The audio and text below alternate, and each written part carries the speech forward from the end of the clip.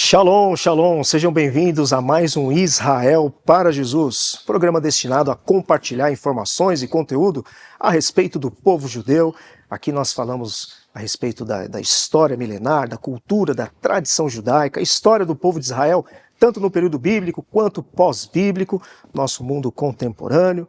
Também aqui informamos e falamos a respeito dos desafios, e do privilégio do testemunho de Yeshua entre os judeus e sempre convidando você a se unir a nós nesta tarefa tão sublime e especial que é fazer o nome de Yeshua, Jesus, conhecido entre judeus e não judeus. Hoje nós falaremos a respeito de uma das festas aí mais marcantes dentro do calendário judaico, que é a festa de Hanukkah, a festa das luzes. Uma comemoração, uma festa que atravessa mais de 2000 anos de história, bem mais, e que trata aí sobre resistência, identidade e a força da luz diante da escuridão. Então, nesse episódio, a gente vai entender um pouquinho como que começou esta festa, o que essa festa representa para o povo judeu, como que os judeus celebram hoje. Então prepare-se para descobrir aí tradições, memórias e aí os significados que fazem de Hanukkah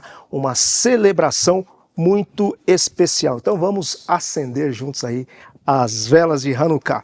E para a gente bater esse papo e explorar um pouquinho a respeito desta festa, está conosco aqui o pastor Alexandre Dutra. Meu amigo pastor Alexandre, seja bem-vindo a mais um Israel para Jesus.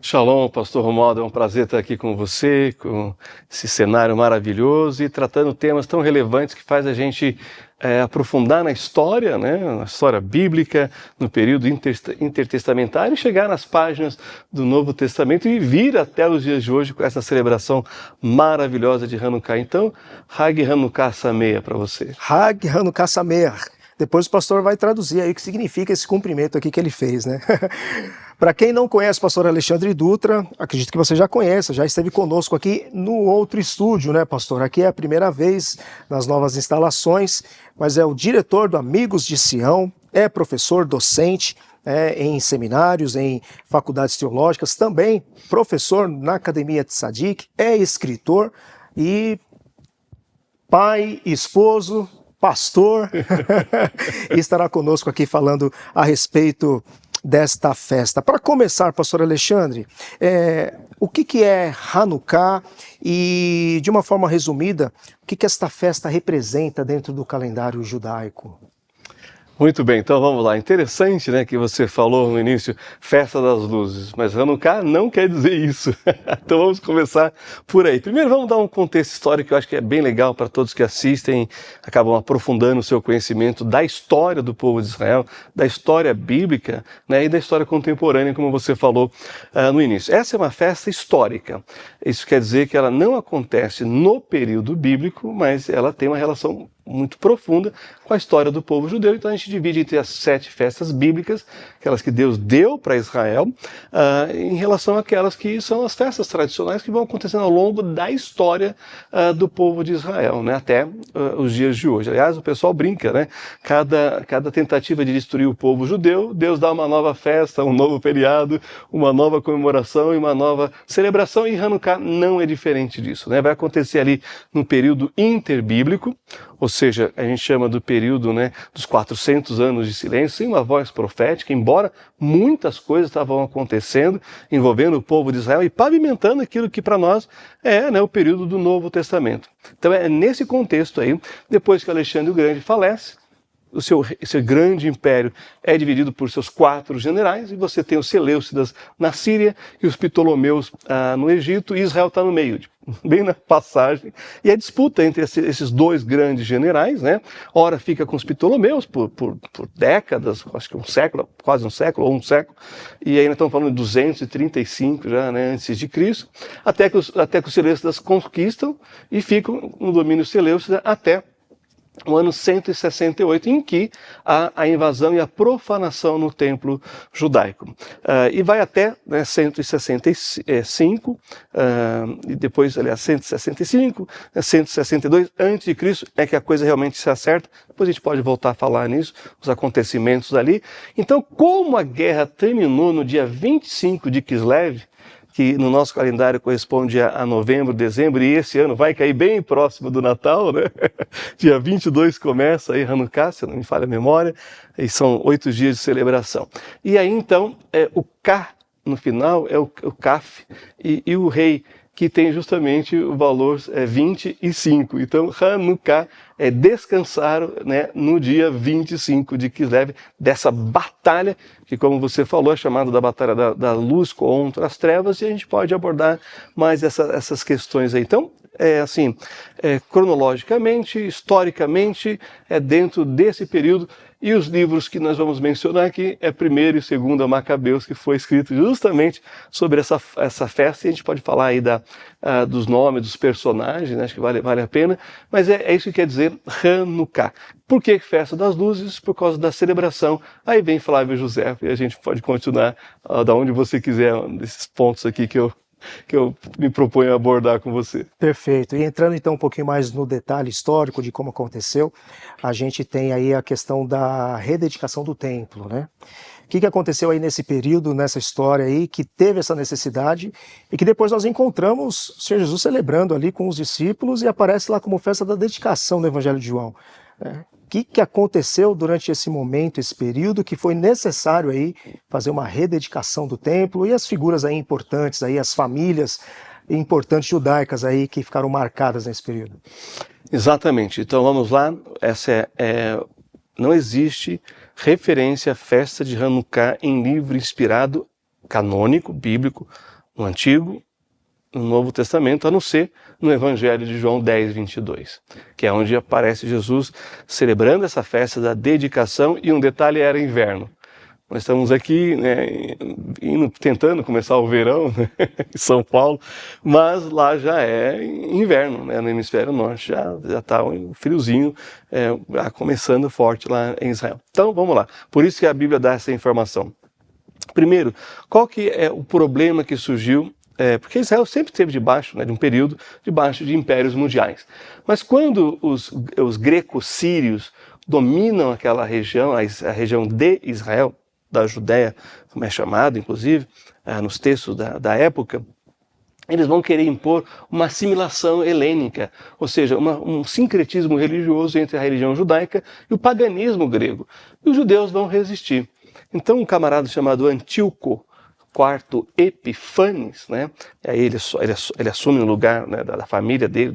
Todos os nomes são os mesmos, mas são pessoas diferentes, são os filhos, né, os herdeiros, por isso que é o quarto esse. E aí ele vai querer helenizar os judeus da Judéia, ali onde tinha judeus naquela região, e os judeus vão resistir. Então ele para você ter uma ideia, ele mata o Onias III, que era o sumo sacerdote, coloca o Jasão, e como o Jasão não era grego o suficiente, ele tira o Jasão e coloca o Menelau, né? E aí então você tem a força da assimilação grega. Ele vai proibir fazer a Brit Milá, a circuncisão das crianças, dos meninos, 8º dia. Ele vai proibir a Kasherut, que é a lei dietética judaica, o que pode comer, o que não pode comer, aquilo que é apropriado, né, para comer e o jeito de se fazer para comer. Ele vai proibir a guarda do Shabat, ou seja, tudo que é coisa identitária do povo judeu, ele está tirando, ele quer acabar com a identidade do povo judeu. E vai proibir também o estudo da Torá e vai queimar vários rolos da Torá. Então é esse o contexto, né, de desafio. E o que ele vai fazer então? Ele vai profanar o templo, vai sacrificar uma porca no altar, vai colocar uma estátua de Zeus e vai levar o ouro do templo, porque lembra que nós falamos no início? Ele tem a rivalidade ainda com os Ptolomeus lá no Egito. Por que todo mundo quer esse pedacinho de terra? Na época bíblica, né, e até hoje, é um lugar de convergência. E dali você tem a conexão entre continente asiático, europeu e africano. Então Israel sempre foi um lugar de passagem. Por isso que todos os grandes impérios mundiais chegaram lá e conquistaram. E aí o que acontece? Eles começam a profanar a religião, a cultura, a identidade do povo judeu, mandando com que onde há vilas que tem judeus na Judéia, lá também na Galileia, que se sacrifiquem porcos. Vai chegar numa vila chamada Modi'in, E ali o sacerdote da família sacerdotal, da família de Arão, né, ele vai se recusar, que é o Matitiarro, Matias, que a gente conhece, e daí vem o nome Mateus, do Evangelho, que quer dizer dádiva de Deus. Né? Ele se recusa, aí um sacerdote que quer fazer no lugar dele, ele mata o sacerdote, e ele então faz um apelo, quem é a favor da Torá e contra o paganismo, que seguisse ele. E segue os 5 filhos dele, mais um grupo, que vai fazer uma milícia, mas uma milícia hoje tem uma conotação muito negativa, né, pastor? Mas a milícia é pessoas não preparadas que entram para a guerra para defender os seus ideais, a sua família, a sua terra, a sua pátria e o seu povo. E ele começa, mas quem vai tocar mesmo essa revolta é o filho dele, o Judas Macabeu. Macabeu porque ele era forte e usava o martelo, segundo a tradição, né? E aí então ficou o apelido, os Macabeus. Macabeu. Aí você tem o Evangelho de Marcos, que é a mesma origem, que quer dizer martelo. Então é nesse contexto aqui que começa a revolta, né, contra a assimilação grega sobre a terra de Israel, sobre a cultura, os costumes e a religião judaica. Então é nesse contexto de profanação do templo.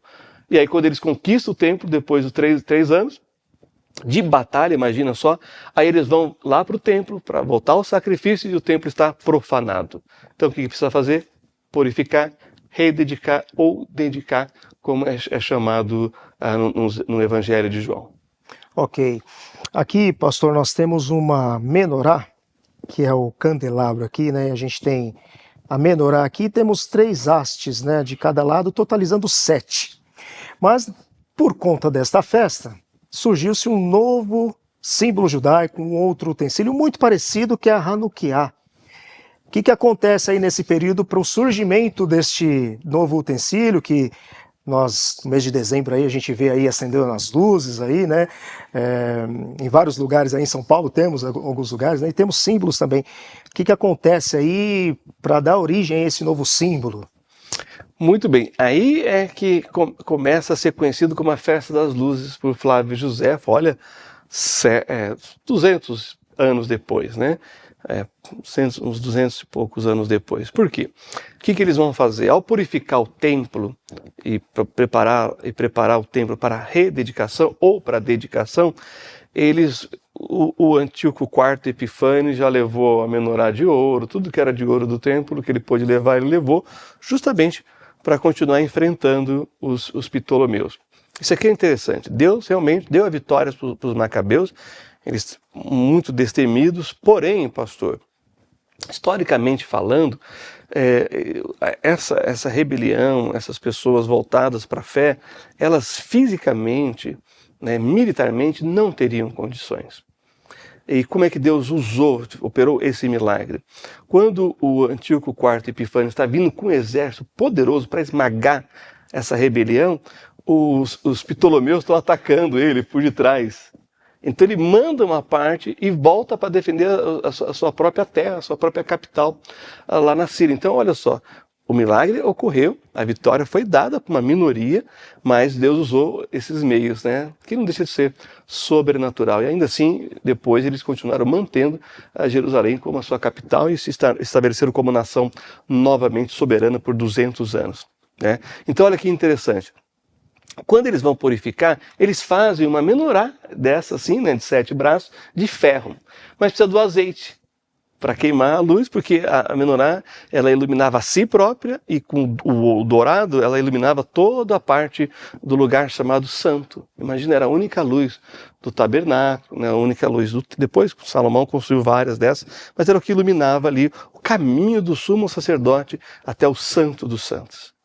Para fazer ali a questão da mesa da proposição, trocar os pães, essa parte de preparação do incensário, e depois no Yom Kippur ir no dia mais sagrado e ir lá no Santo dos Santos. Bem, eles fizeram uma de ferro, acharam um frasco com selo do sumo sacerdote que duraria uma noite, mas milagrosamente para tudo que eles precisavam fazer de purificação do templo levou 8 dias.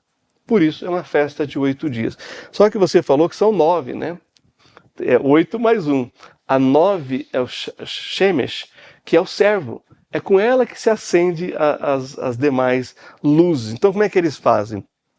São 8 noites de celebração, né? Então, o que eles fazem? Eles pegam a nona, que é a serva, e acendem a primeira, e é da direita para a esquerda, como se escreve no hebraico, né? Então, primeira noite você acende a primeira, na segunda noite você acende a segunda e a primeira, e ainda vai indo, né, da direita para a esquerda, né? Então, assim é que faz. E aí, depois de 8 dias, está tudo iluminado, né? O que os judeus fizeram para celebrar? Hanukkot, isso aqui são as Hanukkahs menorzinhas, acende com azeite e vai colocando, e coloca ela na janela da casa para iluminar e dizer, olha, aqui aconteceu o milagre da multiplicação do azeite, a vitória que Deus deu ao povo de Israel contra o inimigo muito mais forte, muito mais poderoso, mas a fé, né, vence aí o poder físico e bruto, porque o eterno Deus de Israel sempre esteve preservando o seu povo, né, na história desde que Israel é nação. Então é daí que vem essas histórias. Ok. Agora isso a gente encontra em Flávio Josefo, e isso está no Talmud também? Sim, você tem vários comentários, porque o Talmud vai começar ali 400 anos antes, né, do Senhor Jesus, e 200 anos depois é que vão finalizá-lo, né? Mas está lá no primeiro livro, está lá nos livros de 1º e 2º Macabeus, que tem o seu valor histórico, literário, né? Tem essa questão cultural também, e é interessante, porque que não está no cano, se conta uma história tão bonita, né? Um milagre tão poderoso, né, de Deus. É que mesmo o escritor de Macabeus, no finalzinho, ele diz, olha, vocês me perdoem se eu errei em algum lugar, eu fiz o meu melhor, e eu escrevi à luz de velas e bebendo vinho, né? Então, não dá, né? Tem o seu valor histórico, literário, cultural, mas para por aí. Muito bem. E essa festa atravessou séculos e séculos e é comemorada até hoje em vários lugares no mundo, tanto em Israel como em qualquer parte onde a comunidade judaica é comemorada. Como os judeus celebram hoje essa festa? Além da Hanukkah, tem outros utensílios ali que fazem parte?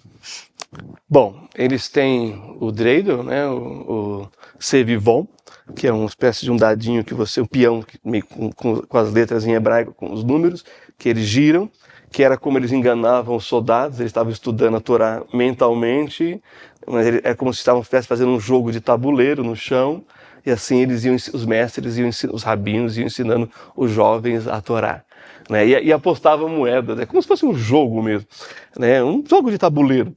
Então hoje eles fazem aquelas moedinhas de chocolate, revestidinha com aquelas embalagens douradinhas, né? Então as crianças brincam com isso, cada um escolhe ali o número, gira, e quem acertou leva as moedinhas de chocolate.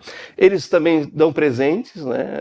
Aí tem uma influência muito... A gente não sabe se eles influenciaram o Natal ou o Natal influenciaram eles, porque a gente não sabe quando começou. E doação de presentes. A troca de presentes, né? Eles também têm o sufiganiá, que é uma espécie de sonho, né, que a gente come, o sonho fritado, né, bastante óleo, por causa do óleo da menorá, né? Então é uma delícia, vários sabores, tudo é bolinho de trigo, né? Como o nosso sonho, recheado de vários sabores dentro. Então, eu já celebrei Hanukkah lá em Israel. É muito gostoso, é muito bom. A gente está sempre com as caixinhas de donuts, tipo os donuts, né, os nossos sonhos, ou os donuts americanos. Então é muito gostoso. E sim, eles têm a bênção para acender, a família, e vão acendendo a Hanukkah cada noite. Tem uma bênção e é colocado na janela, e as cidades de Israel ficam todas iluminadas. Aí sim, não tenho dúvida, essa questão da iluminação do Natal é devido à festa de Hanukkah. As luzes realmente vai ter essa influência na celebração dos judeus, é claro, pela festa, mas também do Natal, né, dos cristãos evangélicos e todos os segmentos cristãos, né? Muito bem. E dentro do judaísmo fica uma marca por esse ato de bravura. A gente tem vários momentos da história, Israel por ter enfrentado desde sempre, né, vários embates e superação e tudo, como por exemplo no ano 70, quando houve a guerra contra os romanos, depois um pouco mais para frente, no ano 135, a gente tem os soldados hoje, né, ao fazer o juramento, fazem em memória, né, daqueles que foram os valentes ali de Massada e tudo. Para esse momento da história, tem também para o judaísmo, esse ato de valentia, esta comemoração nesse sentido. Qual é a mensagem de Hanukkah para os judeus e num segundo momento, o que a gente pode também aprender de lição? Porque embora não esteja dentro do livro bíblico, como nós cremos e entendemos da inspiração, mas é um ato real que aconteceu, algo que aconteceu num período extra-bíblico, que a gente vê justamente no Evangelho de João sendo comemorado esse ato de dedicação. Nesses dois pontos, para o judaísmo e para nós a lição que a gente pode aprender da ação de Deus no povo de Israel. Os macabeus foram tão marcantes na história do pensamento, né, judaico, na questão da sobrevivência, de defender a sua própria existência, que o que fez aquelas revoltas judaicas ali no primeiro século depois de Jesus, do ano 66 a 70, como você mencionou, era justamente voltar àquele momento em que um grupo pequeno de judeus, pela fé, tiveram vitória sobre um império poderoso na concepção deles, né? E eles achavam, então, que se fizessem como os macabeus, ou seja, resgatasse a questão da fé, da religiosidade, Deus daria vitória para eles. Então, foi nesse espírito que a gente tem as revoltas judaicas, que é mencionadas por Flávio Joséfos e outros escritores seculares da época. Então, esse era o pensamento. Tanto que os judeus messiânicos não participaram dessas revoltas, principalmente do ano 70, porque eles acreditavam, né, que o Bar Kokhba era o Messias e o Rabi Akiva estava apoiando, né, dizendo, esse é a luz. Bar quer dizer filho em aramaico e Kokhba em hebraico é estrela. Filho da alva, a estrela da manhã, que é um título para o Messias. Então, os judeus messiânicos não se envolveram nisso e, por isso, esse pode ser um outro assunto, foram expulsos de dentro do guarda-chuva do judaísmo, né? Você tem desde o judaísmo liberal a ultra-liberal, ultra-ortodoxo, e os judeus messiânicos estavam dentro. Depois desse ano, eles foram chamados, reconhecidos, né, tratados como traidores. Mas isso aqui é só para a gente entender esse espírito. Por que essas revoltas? É no espírito dos macabeus. Por isso que na parte atlética judaica, que seriam as Olimpíadas Macabíadas, né, que os judeus fazem no mundo todo, os judeus, né, do mundo todo se reúnem em um país cada ano e disputam todas as modalidades, em cima dos macabeus. Ou seja, saiu dessa parte do heroísmo e foi para essa parte do atletismo, para manter acesa a chama, né, de que nós precisamos ser fortes, precisamos nos unir para vencer o inimigo. E realmente, é lá em Massada, né, a última fortaleza, em que os soldados fazem seu juramento de que Massada não cairá novamente, uma referência a que Israel não cairá novamente, isso de 48 para cá, né, desde da independência. Então, realmente, esse pensamento está na mente judaica. Eu tenho algumas Hanukiot, que é o plural de Hanukiah. Eu tenho uma muito especial, ela é pequenininha, mas douradinha, e são os macabeuzinhos, soldados, né, que segurando ali onde coloca a velhinha. Então, ela é uma das minhas preferidas. Bom, vamos acender, né, nessa celebração. Bom, então, quando a gente olha para essa referência bíblica em João capítulo 10, versículo 22, que Jesus cita, ele tem que ser entendido dentro do contexto maior, que vai do capítulo 8 até o capítulo 10.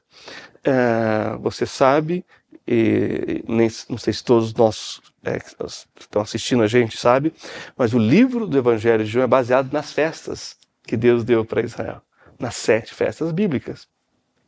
Ele tem a mesma estrutura de Gênesis, que é baseado nas genealogias, né? Essa é a genealogia de fulano de tal, Toledot, né? As gerações. O livro de João é em cima das festas. Mas essa festa, que não é uma festa bíblica, ela também tem a sua porção. O que o Senhor Jesus faz em João 8? Ele perdoa uma mulher pega no adultério. Ou seja, o que ela estava fazendo no secreto foi revelado na claridade, trouxe para Jesus julgar, e ela falou, quem não tem pecado, atire a primeira pedra. Primeiro, porque cadê o cúmplice, né? Não existe adultério com uma pessoa só, né? E aí, o que ele vai fazer no capítulo 9? Ou seja, tem uma expressão que é, aqui aconteceu um milagre. É assim que eles falam em hebraico, né? Assim, eles falam isso em hebraico.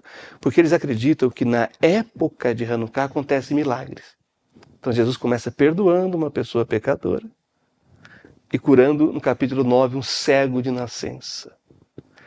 Então, olha só, o cego vive em trevas. E ao ser curado por Jesus, Yeshua, ele vê a luz de Hanukkah. Porque do capítulo 8 ao capítulo 10 são os 8 dias de celebração de Hanukkah.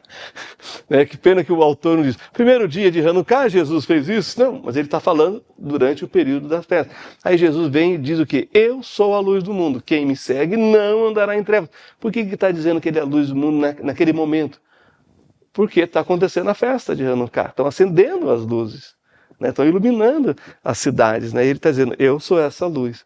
Quem me segue não andará em trevas. Aí ele diz assim, se conhecereis a verdade vos libertará. Se o Filho vos libertar, verdadeiramente sereis livres. O que eles queriam? Um milagre, e eles queriam a libertação. A libertação do quê? Do jugo romano. Aí vem Jesus, no capítulo 10, e diz que ele é o bom pastor, que dá sua vida pelas ovelhas. Ou seja, tudo que eles estavam pedindo ali, Jesus estava dizendo que estava fazendo. Mas no âmbito espiritual mais profundo. Porque a libertação física virá na segunda vinda do Messias, porque na primeira ele veio como o Cordeiro de Deus que tira o pecado do mundo, mas na segunda ele vai vir como o leão da tribo de Judá, para reinar lá do Monte Sião, em Israel, Jerusalém, sobre todo o mundo. Muito interessante essas conexões, né? A gente vê lá a festa da dedicação. Primeiro que aí você fala, mas que festa é esta, né?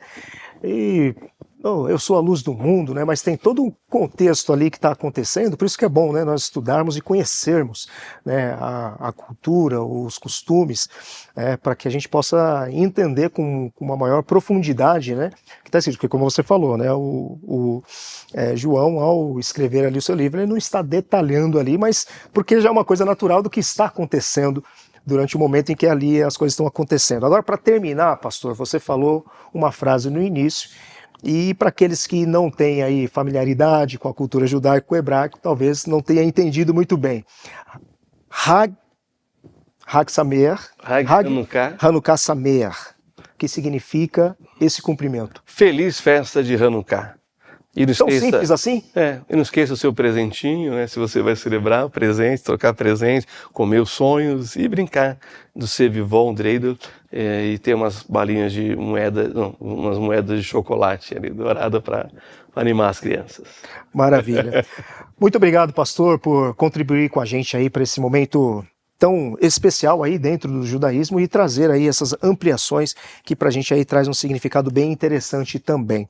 Então Deus abençoe e obrigado mais uma vez por estar conosco aqui no Israel para Jesus.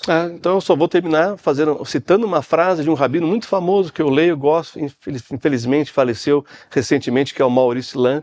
Ele faz a seguinte pergunta: se não houvesse Hanukkah, poderia ter havido Natal?